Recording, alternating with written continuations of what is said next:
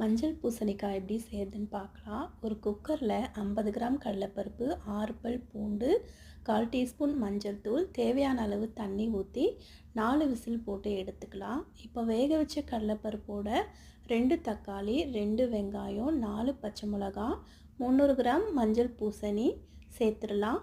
1 spoon மிளகாய்த்தூள், தேவையான அளவு உப்பு சேர்த்து ஒரு 7 மினிட்ஸ் வேக வச்சிடலாம்.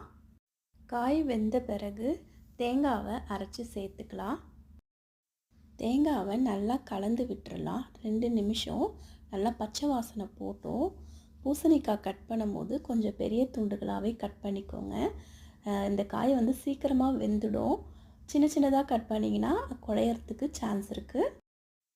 இப்போ இந்த கூட்டுக்கு தேவையான சின்ன தாளிப்பு பார்த்துடலாம். ஒரு சின்ன கடாயில் 2 ஸ்பூன் ஆயில் ஊற்றிக்கலாம். கடுகு, காஞ்ச மிளகா, வெங்காயம், கருவேப்பிலை போட்டு தாளிச்சிக்கலாம்.